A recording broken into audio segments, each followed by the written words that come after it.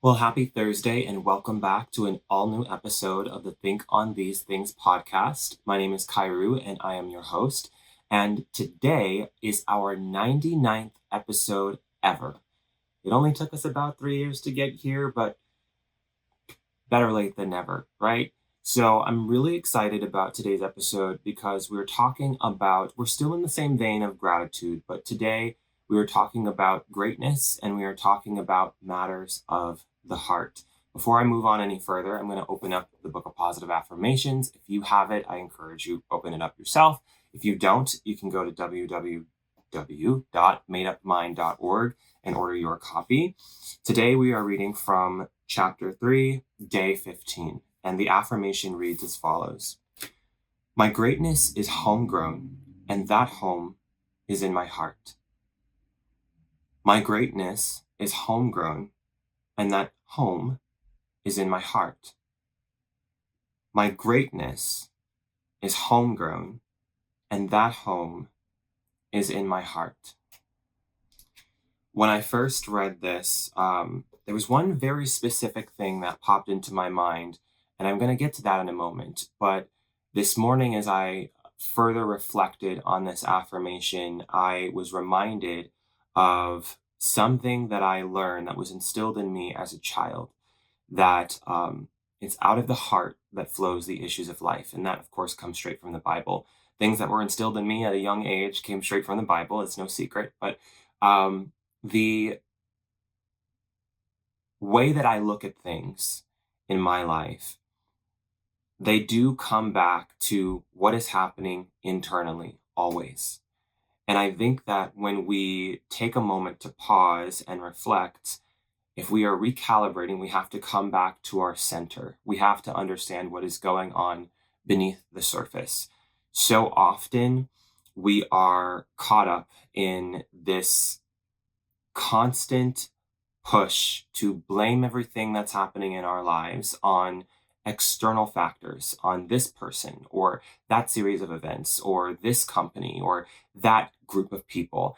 And in reality, there is a link that is almost always missing. When we start to assign blame, the first place that we should be going to is usually the last place that we look. And it is supposed to be right within us, because out of the heart flows the issues of life. Whether things are going great, whether things are going, well, not so great, there's always an opportunity for us to reflect. There's always an opportunity for us to look inwardly and understand how our thoughts, how our words, how our beliefs, how our actions have impacted or contributed to, rather, what we are facing, what we are experiencing today, right now, here in the present. And as I thought about this, I didn't want to let go of the initial thought that I had, because I think that it's really important. The first thing that actually came to mind when I read this affirmation was this thing that I used to always say, and I'm pretty sure if I comb through the episodes of this podcast, I will find where I was saying it right here on camera. And it's that every space I occupy is a safe space. Every space I occupy is a safe space. I didn't learn that from anyone. No one, I'm sure people have said that before. Someone has had to have said that before.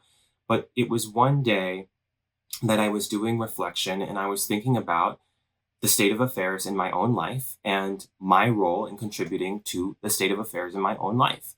And I decided that every space that I occupy is a safe space. And I watched how that changed things in my life. I've talked about experiences where I have been abused and mistreated throughout this series. I've talked about, situations where I wished things were different and I wished, but I can't go back and change the past, right? So there's no level of regret in my life. There never has been and there never will be. But I do think that one thing I want to take stock of, and I think everyone should, of course, take time to do this themselves as well, is I want to really reflect on changes that I made and changes that my my personal shift, right, and whether it's in my mind or in my words and my actions, changes that were reflected in my life as a result of what I did differently. During the season where I was very focused on every space that I occupy is a safe space, and it had to have happened during the time that safe spaces was just such a booming topic. It was somewhere after that blew up as like everything, we got to find a safe space, we got to find a safe space. And we used that buzzword in a lot of our marketing, even at Cairo Universe, because it is important for us to have safe spaces, for dialogue, for understanding. Today, it's more vitriolic than ever before, it seems, that if you don't believe 100% of what I believe, then we cannot even acknowledge that you exist. Obviously, that's wrong. It's not helpful. It is endlessly negative. And we'll get into feedback loops on this episode as well. But um, I remember how things changed in my relationships. I remember how things changed in my perspective about what was going on in my life, about what I could do about what was going on in my life. Um, so much so that even in 2023, where I think it was that summer, it was probably the roughest summer for me in terms of state of mind, um, and outlook on the future, right? It was one of the roughest times that I had endured in my life.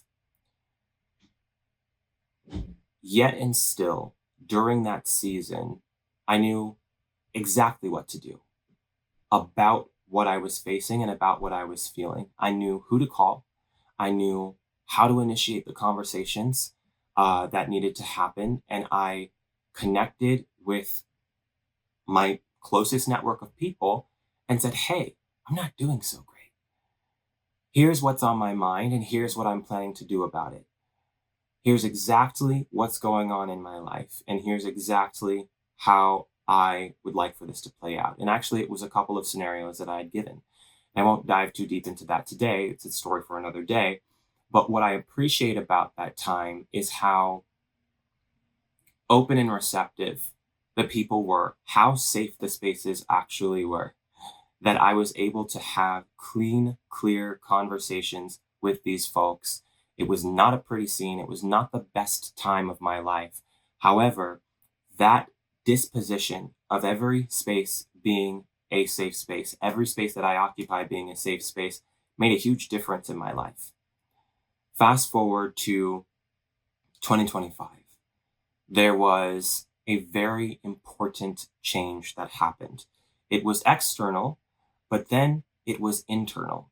The external is that there was a business relationship that ended. And I've had many business relationships that have come and gone. Some have ended amicably, some have ended not so amicably. And this was one of those ones that were of the latter nature. And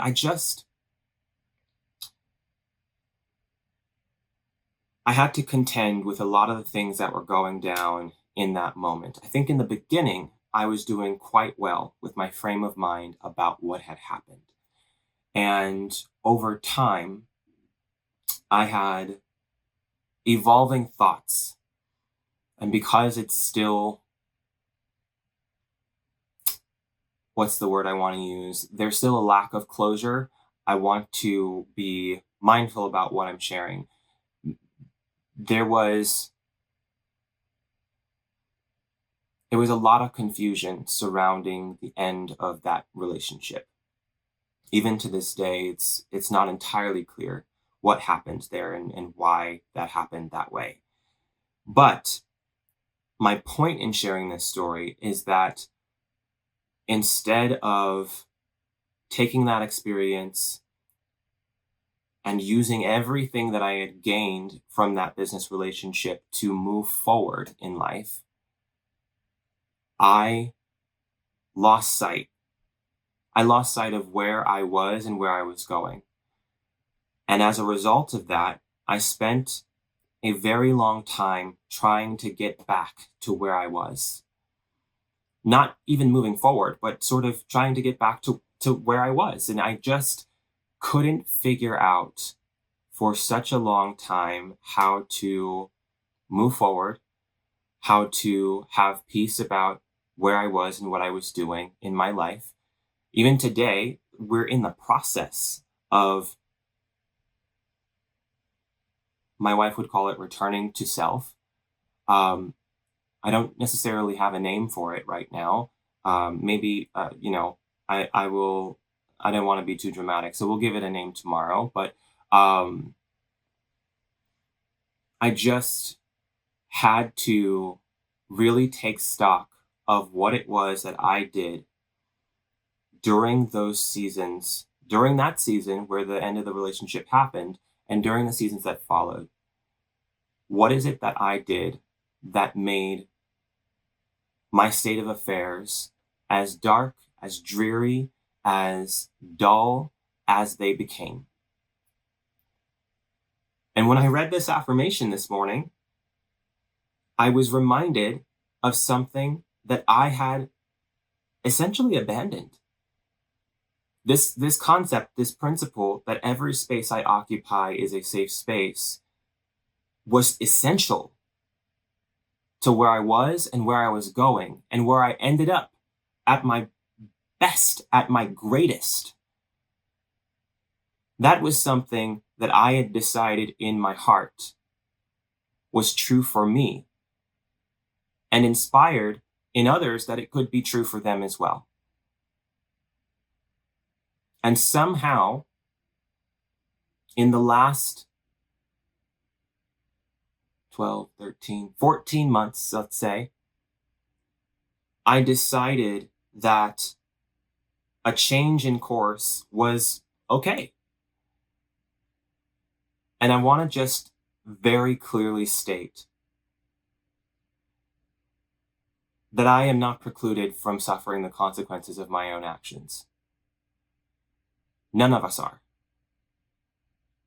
So when I decided to change course, to alter my positive disposition about this thing, there was a chain reaction that was set in motion. There was a negative loop that was launched in my life. And I can't believe, I guess I'm just in awe of how crystal clear it was to me when I opened this book and I read this affirmation. My greatness is homegrown, and that home is in my heart.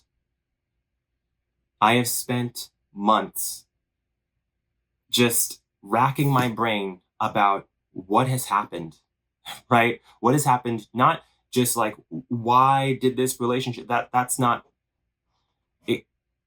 The racking my brain was, what happened to me? Why did I change? What did I do? And at times, I disproportionately place the blame externally. But no one can change me but me. No one can change you but you. Your parents can't change you. Your friends can't change you. You evolve in time. You become, like I said yesterday, and as we all know, you become the sum total of really the 5 people you spend the most of your time with. But you make the decision to spend that time with them. You decide who you surround yourself with. You decide what energy you surround yourself with. You decide the level of proximity that each person gets to you. Maybe not so physically for many of us, but spiritually, emotionally, mentally. You are the determiner of that reality. And there was a lot that happened between last May and today. And in the end, I'm really grateful because there's a cyclical nature to much of what happens in our life. There are some negative cycles that we need to disrupt, and there are some positive cycles that we need to scale, right? So it is imperative that we take a moment to really just take inventory, to reflect on our own thoughts, beliefs, words, and actions, and that we determine what is good and right, right? And what is standing in the way. I don't want to just be all right. I don't want to just be good. I want to be great. We are designed with unique gifts and talents, and there's so much that we have in terms of value to offer into the world that it would behoove us to better understand who we are and how we operate and what that thing is that we can offer, or that collection of things. Because many of us, most of us, are uniquely talented in a myriad of ways. Not just one, not just a few, but a vast, dynamic cluster of ways. But everything that happens, everything that you contribute to the reality of your life starts in your heart. That's why we speak so much about starting with gratitude, waking up and saying thank you, choosing gratitude, because it becomes a choice, gratitude or ingratitude. And it's very easy and familiar and natural for us to lean into negativity. And I want to just state a quick reminder about how we frame, or define rather, positivity and negativity. Positivity is anything that produces clarity and confidence. That's the whole point of this podcast, is to help us pursue clarity and confidence. Negativity is anything that produces confusion and doubt. It is a cognitive inhibitor. And when I write my doctoral thesis, I know exactly what I'm going to write about. I have learned over the last decade that there are a lot of things that have been so cemented into common culture and communication and research. And I believe that it complicates a lot of the things that we want to communicate about ourselves, that we want to understand about ourselves. The more difficult it is to understand, the more difficult it is to communicate. And the more complicated the process of progress becomes in humanity and in life in general. If we can simplify, if we can break away some of the unnecessary complexities, we can actually get much further along, especially in a world that is designed in such a way that humans are now competing with machines, not just for knowledge, but for water, right? So it's imperative that we take a moment to really understand who we are, what we are capable of, what we're doing versus what we can do. And then we take steps to be great from there. I think in closing, I want to just make a note. I said we talk about the loops, the positive and the negative, and these are feedback loops. I'm sure it was a couple of years ago. I'd have to go and look at the episode, but talked a lot about negative self-talk. And I talked a lot about this when back in 2021 in the Clubhouse days when I was running the mental health room in Clubhouse. But it was a lot of negative self-talk during COVID that I had to clock myself on. I had to take a moment and say, hey, all of this, and every now and again I still slip up, right? Everything as simple as like calling yourself stupid to some of the more creative, imaginative, and expletive riddled things that we can say to and about ourselves. I had to take a moment because I sat at my desk all day. I was working by myself, thinking out loud, right? What is the impact of the things that I'm saying? What is the end goal of what I'm saying to and about myself? whether I'm alone or with a group of people, because the things you say about yourself in private carry into the things you say about yourself in public. And if you treat others anyway similar to the way that you treat yourself, if you are treating yourself poorly, you will do nothing more than treat other people poorly. I think that's a big contributor to how we just so readily castigate others, especially in Western culture, where we believe, I think it's more prevalent in Western culture, where we believe in quickly diagnosing ourselves and everyone around us, socially, medically, just beyond reasonability.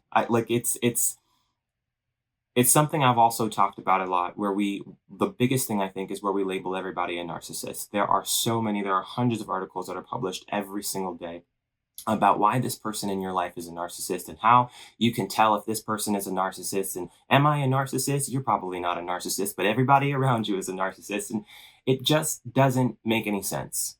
We unfairly judge ourselves and we unfairly judge one another. And we can strip all of that unnecessary complexity away and better understand what is and is not real. And that way we can actually move forward in life.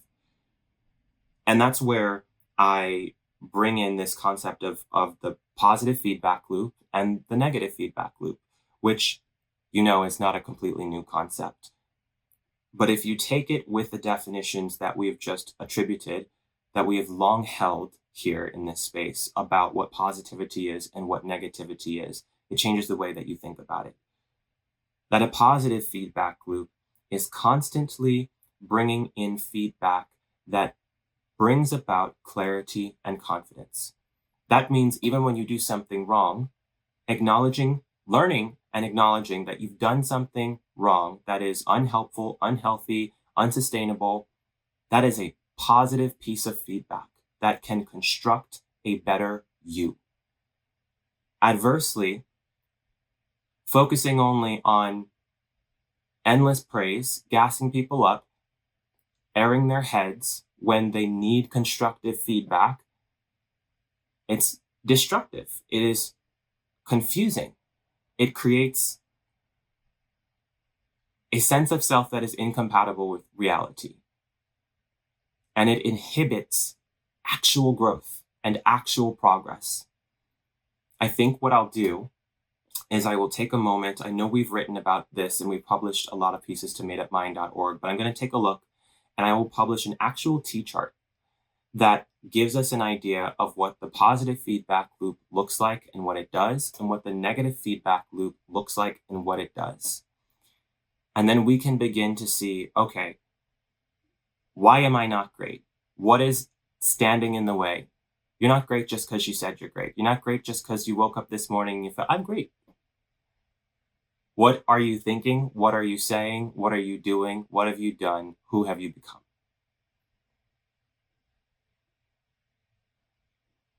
The evidence is overwhelming on one way or another.